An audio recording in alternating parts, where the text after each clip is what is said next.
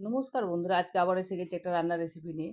তো আজকে বানাবো মুসুর ডালের একটা রেসিপি, ভীষণ সুন্দর, ভীষণ স্বাদের। তার জন্যে কিছুটা মুসুর ডাল ভিজিয়ে নিয়েছি, আলু ডুমো ডুমো করে কেটে নিয়েছি, আর নিয়েছি পেঁয়াজ, টমেটো, আর এখানে অল্প পেঁয়াজ, রসুন আর একটু আদা পেস্ট করার জন্য রেখেছি। ব্যাস এই হচ্ছে এর মশলা। তো এবার প্রথমে যেটা করব সেটা হচ্ছে মশলাটাকে পেস্ট করে নেবো, তারপরে ডালটাকে পেস্ট করব।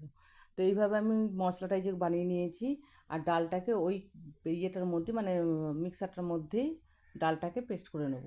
তো ডালটা বেশিক্ষণ না, 1 ঘন্টা আগে ভিজালেই হয়ে যায়, কারণ মুসুর ডাল এমনিই নরম, বেশিক্ষণ ভিজানোর দরকার পড়ে না।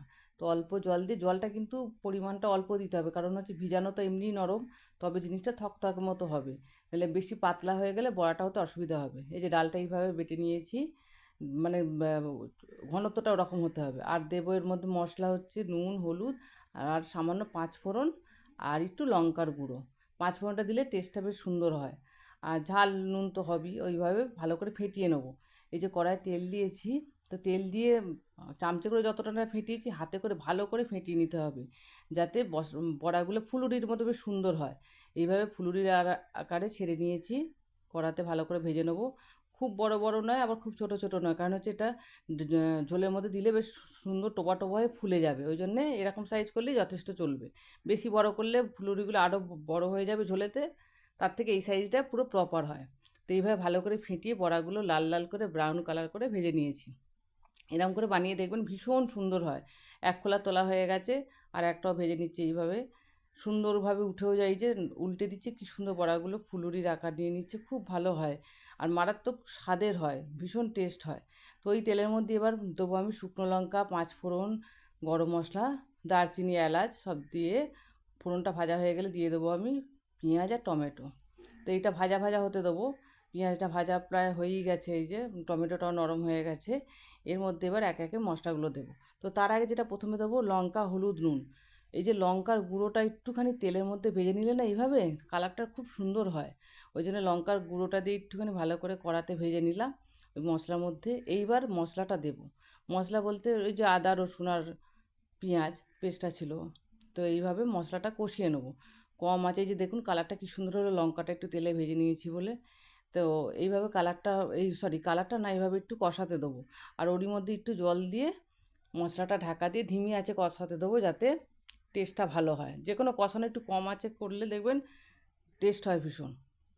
তো জল দিয়ে অল্প আঁচে ঢাকা দিয়ে কষতে দেবো। এই যে ঢাকা দিয়ে দিয়ে কষিয়ে দিচ্ছি। এটা আরেকটু কষাবো, তার আগে দেখে নিই কতটা হয়েছে। এই যে বেশ খানিকটা কষে গেছে, এবার সুন্দর একটা সেন্টও ছাড়ছে। এবার এর মধ্যে ওই যে ডুমো ডুমো করে আলু কেটে রেখেছি বেশ বড় বড়, ওই রকম আলুগুলো দিয়ে দেবো। আলুটা সেদ্ধ হতে একটু দেরি লাগবে, প্লাস কষাতেও হবে, তো ওই জন্যই আর্ধেক কষানো হয়েছে, তার মধ্যে আলুটা দিয়ে দিলাম। দিয়ে এবার প্রপারভাবে আরেকটু ঢাকা দিয়ে কম আঁচে কষিয়ে নেবো, আরও টেস্ট হবে এরকম করে বানালে। তো মোটামুটি দেখুন তেল ছেড়ে যাচ্ছে, মানেই ভালো রকম কষানো হয়ে গেছে। তো এই পদ্ধতিতে এইভাবে করলে দারুণ খেতে হয়, পুরো মাংসের ঝোল ফেল হয়ে যাবে, এত টেস্ট। তো এই যে বেশি জল দিলাম না, কারণ আলুটা কষাতে কষাতে সিদ্ধ হয়ে গেছে। এবার ঝোলটা ফুটে উঠেছে। এবার ঝোল ফুটে উঠেছে মানে প্রপার আমার রেডি হয়ে গেছে ধরতে গেলে।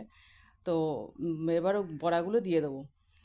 বড়াগুলো দিয়ে 1 মিনিট মতো ফোটাবো, তাহলেই হয়ে যাবে, কারণ বেশি ফোটানোর প্রয়োজন নেই। এবার বড়াগুলো দিয়ে আর একটু ফোটা খাবে, তাহলেই রেডি হয়ে যাবে বড়া, মুসুর ডালের বড়া দিয়ে আলু দিয়ে দম। ভীষণ সুন্দর হয়। সবসময় মাছ মাংস খেয়ে মুখে অরুচি লাগে দেখবেন, এগুলো অন্য স্বাদের খাবার, অথচ টেস্টি, সুস্বাদু, ভীষণ সুস্বাদু খেতে হয়। এবার একদম শেষে গরম মশলাও যেহেতু ফোড়নে দিয়েছি, আর গুঁড়ো গরম মশলা দেবো না। এবার এই যে লেবুটা ওপর দিয়ে দিয়ে ঢাকা দিয়ে দেবো, তাহলেই রেডি হয়ে যাবে আমার গরম গরম আলু আর মুসুর ডালের বড়ার দম। দারুণ স্বাদের হয়। এই যে রেডি হয়ে গেছে পুরোই আমার তরকারিটা। এবার হাতটা ধুয়ে নিই, লেবু টেবু একটু নুন লেবু এগুলো ধরলে দেখবেন হাতটা ধুয়ে নিলে পরিষ্কার হয়ে যায় হাতটা। তো এই যে একটু নাড়া লাগিয়ে দিলাম, তাহলেই দেখবেন একটুখানি রাখলেই বড়াগুলো সুন্দরভাবে ফুলে ওঠে এবং দারুণ খেতে লাগে। তো রেডি হয়ে গেল আমার রেসিপি। আজ তাহলে আসি, দেখা হবে নেক্সট ভিডিওতে। সবাই ভালো থাকবেন ও সুস্থ থাকবেন। টাটা।